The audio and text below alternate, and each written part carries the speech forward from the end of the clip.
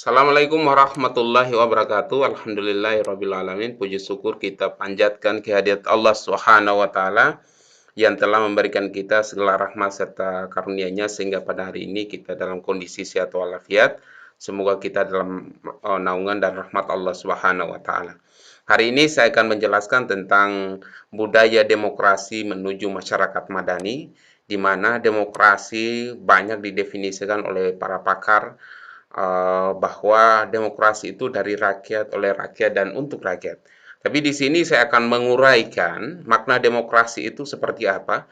Demokrasi berasal dari bahasa Yunani yang terdiri atas dua kata. Ada demos dan kratos atau kratein. Apa itu demos? Demos adalah rakyat. Demos adalah orang-orang yang ada di dalam suatu wilayah yang disebut dengan rakyat itu sendiri, sedangkan kratos atau kratien adalah kedaulatan. Artinya kalau kita menggabungkan dua kata ini, maka akan membentuk kedaulatan dari rakyat atau kekuasaan tertinggi berada di tangan rakyat gitu. Jadi demokrasi adalah kekuasaan atau kekuasaan yang dimana kekuasaan itu berada di tangan rakyat dan pemerintahan dari rakyat, oleh rakyat, dan untuk rakyat. Itu yang disebut dengan demokrasi kalau kita melihat dari asal katanya atau bahasa yang digunakan, yaitu bahasa Yunani.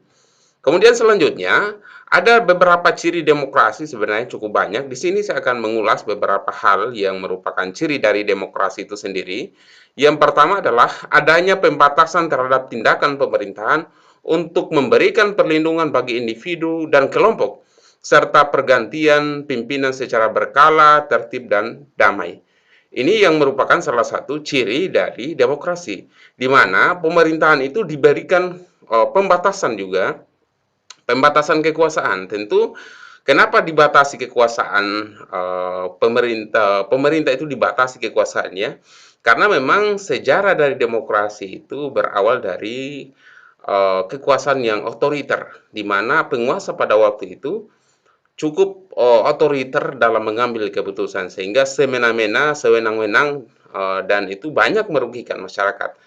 Dan alhasil masyarakat sendiri karena sudah menjadi korban atau akibat dari kebijakan pemerintahan yang salah, maka rakyat melakukan tindakan-tindakan atau gerakan sosial untuk menggulingkan kekuasaan, dan di mana kekuasaan dari raja atau dari penguasa pada waktu itu berganti kekuasaannya atau kedaulatannya yang tadinya dari raja atau dari ya semacam atau sejenis raja ya namanya, misalnya katakanlah Firaun atau apalah, atau misalnya sultan misalnya ya, maka dari sang penguasa dalam artian elit turun kedaulatan itu di tingkat rakyat atau masyarakat banyak. Nah, maka disinilah terjadi pembatasan kekuasaan oleh pemerintah. Apa yang perlu dibatasi? Yaitu adalah kekuasaan yang sewenang-wenang tadi, agar tidak terjadi penyimpangan kekuasaan yang merugikan masyarakat. Kemudian di sini juga ada pergantian pimpinan secara berkala.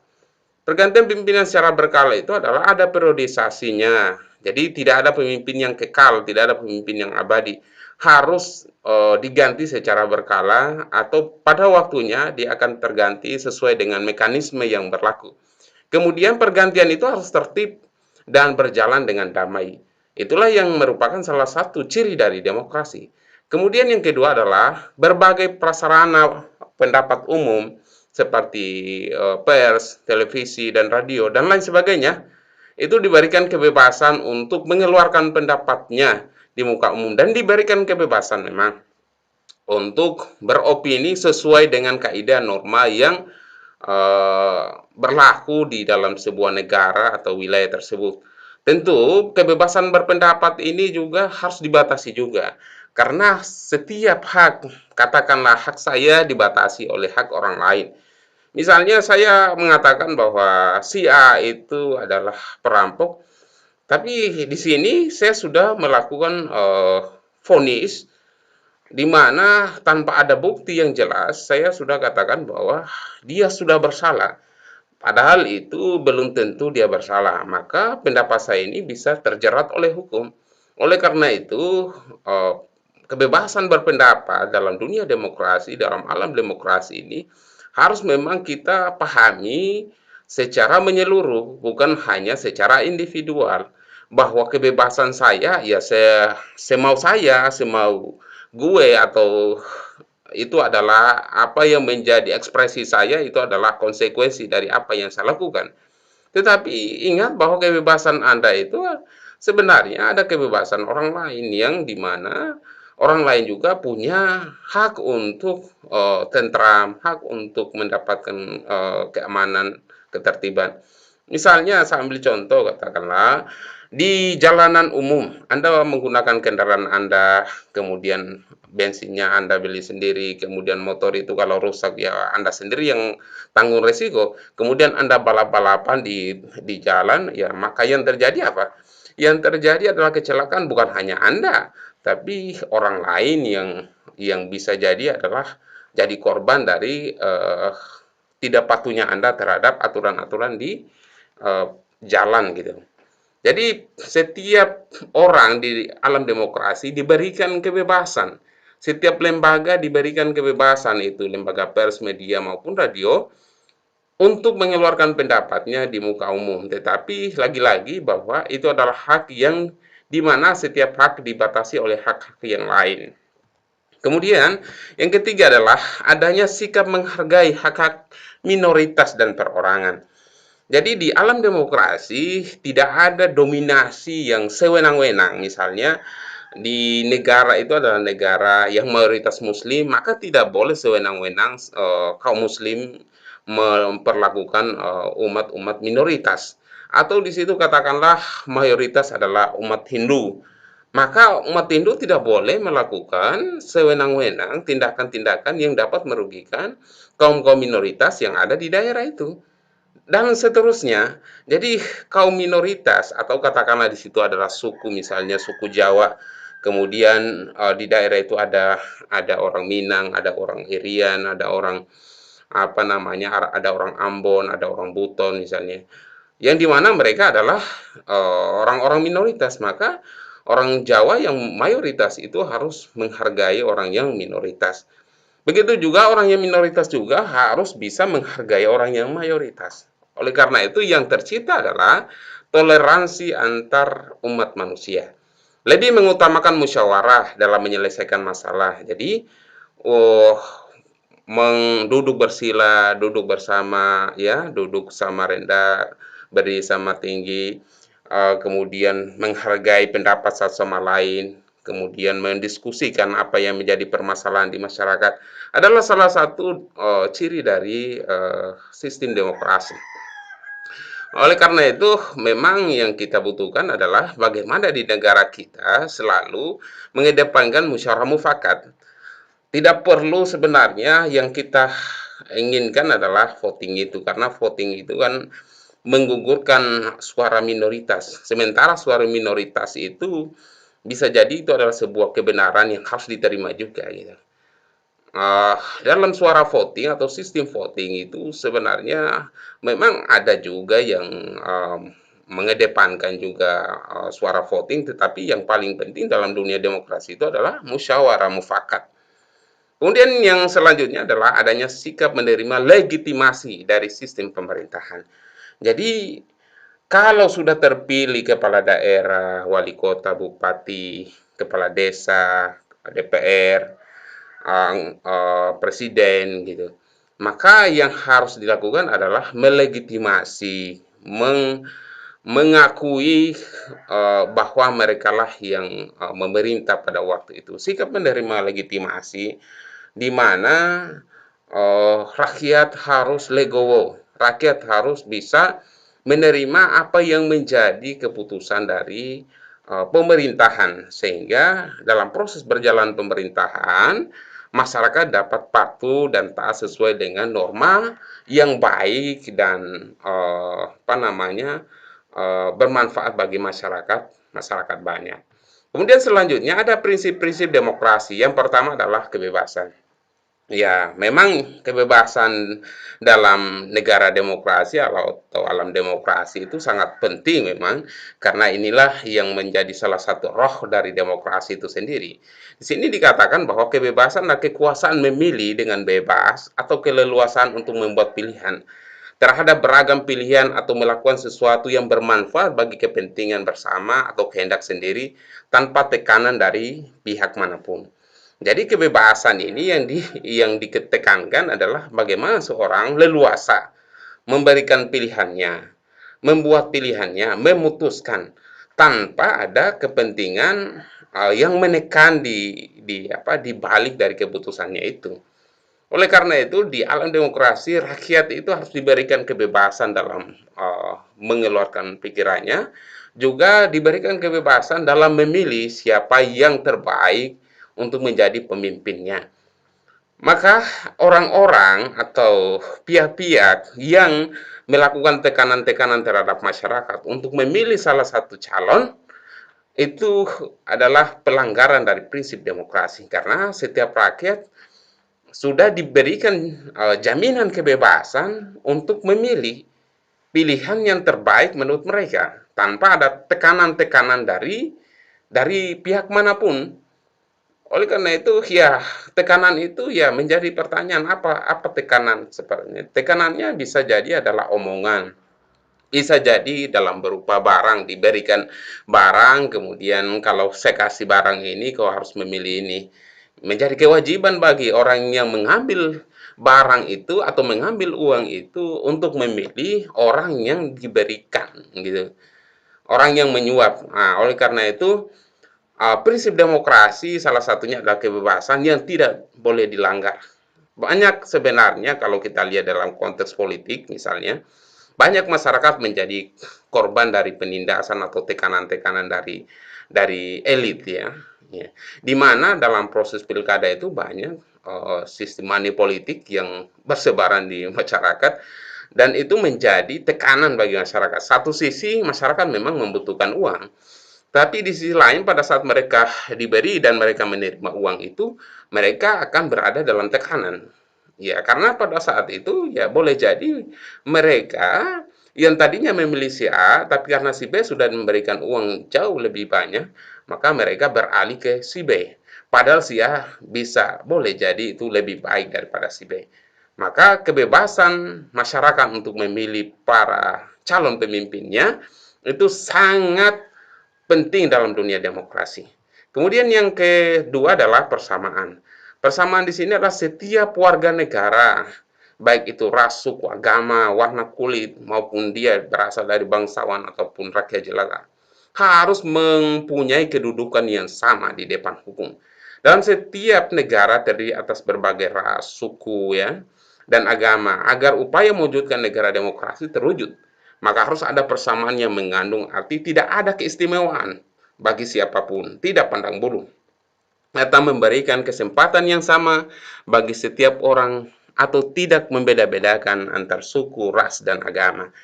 Nah, ini adalah prinsip yang kedua. Prinsip yang pertama tadi adalah kebebasan, prinsip yang kedua adalah persamaan setiap warga negara. Selanjutnya, prinsip yang ketiga adalah solidaritas. Apa solidaritas? Bahwa ya seperti yang saya katakan bahwa ada toleransi, ada saling menghargai, ada saling menghormati antar umat beragama, antar suku, ataupun pihak-pihak yang berbeda dalam segi bahasa dan lain sebagainya, atau dalam segi pilihan. Maka di situ yang harus kita kedepankan adalah solidaritas, bukan memecah belah persatuan bangsa. Rasa solidaritas harus ada dalam setiap negara demokrasi. Adanya sistem solidaritas ini akan selalu ada perbedaan pandangan, perbedaan kepentingan tiap-tiap masyarakat dan akan tetap terikat oleh satu tujuan yang sama. Ya seperti di negara kita, kita punya perbedaan suku, agama, pilihan politik misalnya. Maka yang harus kita lihat adalah tujuan kita dalam bermasyarakat, yaitu membangun negara. Kalau kita tujuannya adalah membangun negara, seharusnya kita tidak memunculkan konflik secara horizontal maupun konflik secara vertikal yang dapat memicu perpecahan antar umat ya. bahkan terjadinya kelompok-kelompok separatisme, kelompok-kelompok terorisme dan lain sebagainya. Seharusnya tidak muncul hal seperti itu. Menjadi pertanyaan kenapa muncul? Karena jawaban saya adalah karena mereka merasa tidak adil terhadap apa yang menjadi kebijakan pemerintah. Itu boleh jadi mereka merasakan hal itu. Kemudian yang keempat adalah toleransi. Toleransi yang seperti solidaritas ini adalah bagaimana sikap menghargai, membiarkan atau membolehkan pendirian, pendapat, pandangan, kepercayaan, kebiasaan, kelakuan, dan lain sebagainya yang bertentangan atau berbeda pada pendirian sendiri. Inti dari toleransi adalah penghargaan terhadap perbedaan. Dengan bertoleransi berarti kita bersikap menghargai segala perbedaan yang ada di dalam masyarakat. Maka yang harus kita kedepankan adalah bagaimana kita dewasa dalam mengambil keputusan. Bagaimana kita selalu fleksibel, tidak kaku dalam berteman ya. Tentu yang kita harus berteman itu adalah orang-orang yang baik ya. Tidak dalam artian begini, kita menghargai bukan dalam artian menghargai perbuatan jahat gitu. Ya, karena perbuatan jahat itu tidak boleh ada toleransi sebenarnya. Yang kita toleransikan di sini adalah perbedaan dalam suku, perbedaan dalam agama misalnya. Tetapi kalau sudah sangat menyimpang dan itu menimbulkan keresahan, itu bukan lagi toleransi sebenarnya. Itu yang harus diproses secara hukum karena ya dalam dunia demokrasi harus ada juga ketentraman bagi masyarakat gitu. Kenapa tercipta sistem demokrasi agar masyarakat tentram? Jadi kalau masyarakat tidak tentram berarti ada pelanggaran hukum yang dilakukan oleh kelompok atau orang tersebut. Maka proses hukum harus berjalan. Tidak boleh melakukan sistem di mana yang berkuasa akan menginjak orang-orang yang minoritas. Tidak boleh. Tetapi dalam dunia demokrasi segala penyimpangan itu harus diberikan kepada dipercayakan kepada pihak yang berwajib. Pertanyaan selanjutnya, bagaimana kalau pihak yang berwajib sudah melakukan penyimpangan, maka ada pihak-pihak di atasnya juga yang lebih melakukan keputusan yang lebih adil. Misalnya polisi di situ juga ada propam, di situ juga ada kalau katakanlah di polsek, kalau di polsek belum belum belum puas bawa di Polres belum puas bawa di Polda, Polda belum puas bawa di Mabes Polri misalnya. Atau di pengadilan, di kejaksaan, di pengadilan negeri tidak puas, dia bawa di tingkatan pengadilan tinggi misalnya. Kemudian bawa di kasasi atau Mahkamah Agung dan lain sebagainya. Jadi itu yang harus kita kedepankan ya. Selanjutnya adalah menghormati kejujuran. Dalam prinsip demokrasi adalah bagaimana kejujuran itu ditegakkan. Memang di negara-negara seperti sekarang ini kita sangat susah mendapatkan orang jujur ya, karena banyak kepentingan-kepentingan politik yang dimana ada untuk memperkaya diri sendiri, memperkaya orang lain, ada kepentingan ambisius pada kepentingan dunia, harta, kekuasaan, uang dan lain sebagainya dengan memburu kepentingan-kepentingan duniawi, maka prinsip kejujuran mereka abaikan. Yang penting mereka mendapatkan apa yang mereka inginkan. Ini yang menjadi masalah dalam dunia demokrasi sebenarnya. Oleh karena itu ya mencari pemimpin jujur ya, atau masyarakat yang jujur itu memang sangat susah. Tetapi yakin dan percaya bahwa Tuhan akan menciptakan atau menurunkan makhluk yang jujur. Oleh karena itu bagaimana kita memilih para pemimpin yang jujur, minimal tidak mengurangi kebohongannya gitu. Adalah bagaimana kita memilih sesuai dengan apa yang menjadi hati nurani kita. Hati nurani itu adalah salah satu signal yang diberikan oleh Tuhan untuk membedakan mana yang baik dan mana yang buruk. Kemudian ada juga hukum yang berlaku dalam sebuah negara bahwa kalau katakanlah orang itu sudah terjerat oleh hukum dan pernah terjerat oleh hukum, maka berhati-hatilah dalam memilih orang tersebut.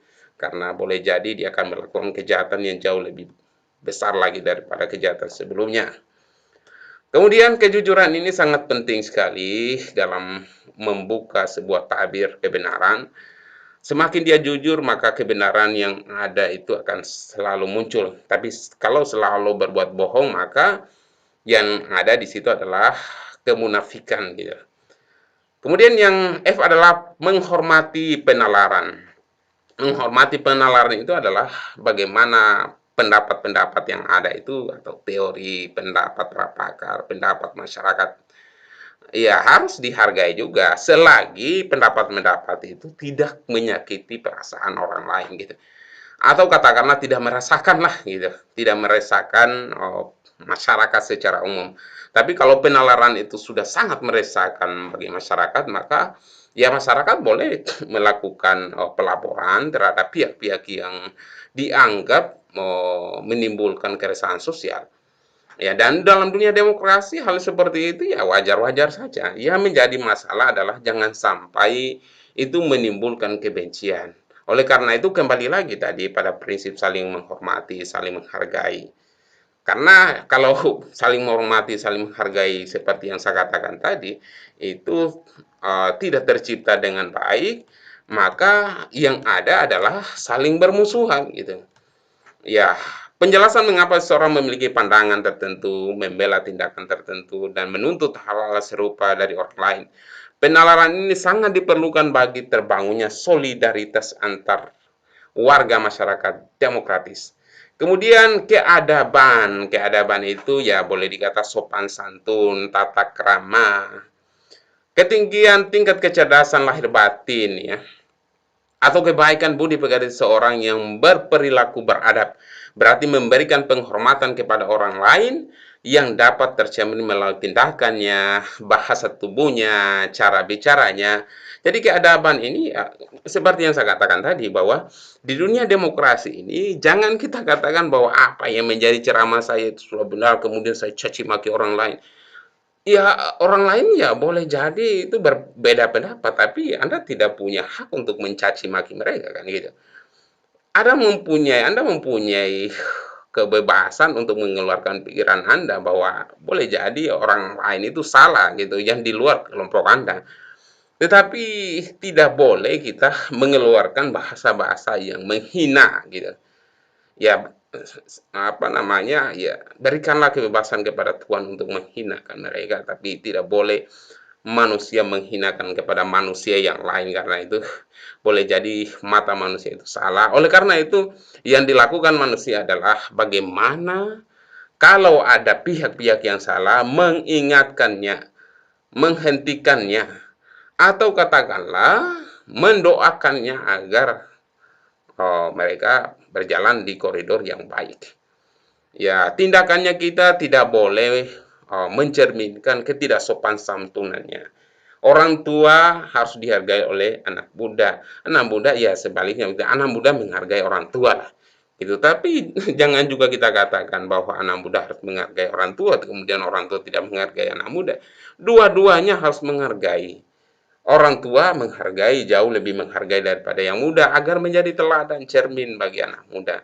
Kalau orang tua sudah memberikan contoh yang terbaik, maka anak-anak akan memberikan contoh yang terbaik. Kemudian bahasa tubuh dan cara bicara itu tidak boleh kasar. Karena pada saat kita menyakiti orang lain juga itu sebenarnya sudah tidak demokratis juga kita. Kemudian di sini apa yang disebut dengan masyarakat madani atau civil society? Masyarakat madani adalah suatu masyarakat di mana anggota di dalamnya terdiri dari berbagai kelompok masyarakat yang berbeda etnis, agama, budaya, namun mereka dapat hidup dan bekerja secara damai serta saling dapat menghormati dan tunduk pada hukum maupun pemerintahan yang berlaku. Jadi masyarakat madani itu apa? Masyarakat yang plural, masyarakat yang berbeda, mereka menjalankan aktivitasnya dalam sebuah negara dan sebuah daerah secara damai, secara tertib, secara aman, dan menghormati hukum-hukum yang berlaku dan pemerintahan yang sudah menjadi penguasa di dalamnya. Masyarakat madani juga disebut dengan civil society. Civil society berasal dari kata civilis atau civilis societas yang merupakan bahasa Latin. Masyarakat madani tidak berbentuk begitu saja karena ada persyaratan seperti adanya keterlibatan masyarakat dalam pengambilan keputusan bersama untuk kepentingan bersama, adanya kontrol masyarakat dalam proses pemerintahan, serta keterlibatan kemerdekaan rakyat dalam memilih pemimpinnya. Jadi kalau sudah ada kemerdekaan bagi masyarakat untuk memilih pemimpin, maka di situ adalah salah satu ciri civil society. Tetapi kalau masyarakatnya seperti yang saya katakan tadi, mereka dikasih money politik, mereka dikasih barang untuk memilih seseorang, maka tidak ada kebebasan berarti mereka memilih pemimpinnya. Maka di situ belum tercapai harapan dari civil society. Syarat untuk mewujudkan masyarakat madani atau civil society yang pertama adalah keyakinan. Keyakinan seperti apa? Menumbuhkan keyakinan masyarakat mengenai pentingnya mewujudkan suatu masyarakat madani, masyarakat yang toleran, masyarakat yang damai, masyarakat yang tertib dalam suatu pemerintahan dan hukum yang berlaku. Kemudian setelah keyakinan baru kepercayaan, rasa saling percaya diri.